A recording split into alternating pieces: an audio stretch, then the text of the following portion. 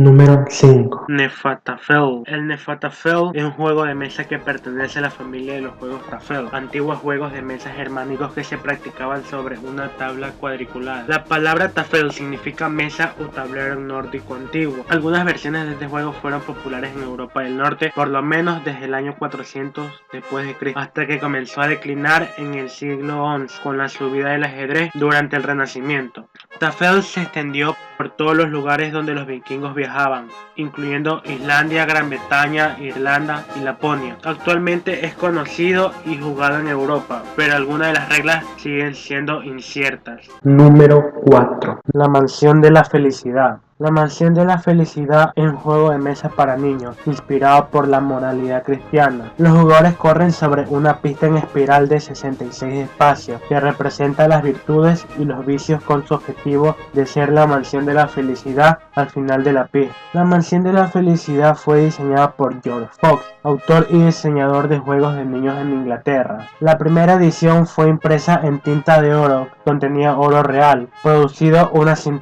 copias. Más tarde, en 1800, una segunda edición fue impresa y probablemente para la gente rica. El juego llegó a ser muy popular en Inglaterra cuando una tercera edición se imprimió. En las tres ediciones, George Fox fue catalogado como el inventor del juego. Con la industrialización y la urbanización de los Estados Unidos a principios del siglo XIX, la clase media estadounidense experimentó un aumento en el tiempo de ocio. La casa perdió gradualmente su papel tradicional como el centro de la producción económica y se convirtió en el lugar de actividades de ocio y la educación bajo la supervisión de las madres. Como resultado, la demanda aumentó para juegos de mesas para niños con énfasis en lectura, escritura, principios cristianos, la moral y los valores. Los avances en la fabricación de papel y de la tecnología de impresión durante la época hicieron la publicación de juegos de mesa lo más económicos posible. Uno de los primeros juegos de mesas infantiles publicados en los Estados Unidos fue La Mansión de la Felicidad en 1843. La popularidad del juego fue cuestionada en las últimas décadas del siglo XIX, cuando el juego se convirtió en materialista y promovía el comportamiento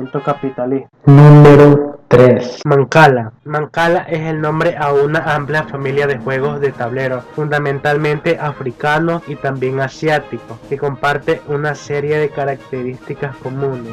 El tablero con hoyos, la semilla o fichas del juego que se denomina siembra. El objetivo es por lo general capturar la totalidad o algún conjunto de las piedras del oponente. Versiones del juego se han jugado por lo menos durante cientos de años en todo el mundo. Entre la evidencia más temprana del juego hay fragmentos de placas de cerámica y varios cortes de roca que se encuentran en áreas de Etiopía que datan del siglo VI y VII después de Cristo. La similitud de algunos aspectos del juego para la agricultura habría una posibilidad de que podría datar de los inicios de la civilización en sí. Número 2. El juego egipcio del Senet. Senet es uno de los juegos de mesa más antiguos conocidos de Egipto. Los juegos de mesa eran un pasatiempo favorito en Egipto y Senet era el más popular de ellos. Fue jugado por dos personas, ya sea en tableros elaborados como la hallada en la tumba de Tutankamón o simplemente rayados en la tierra. La representación más antigua conocida de Senet se encuentra en una pintura de la tumba de Hesi desde el año 2686 a.C.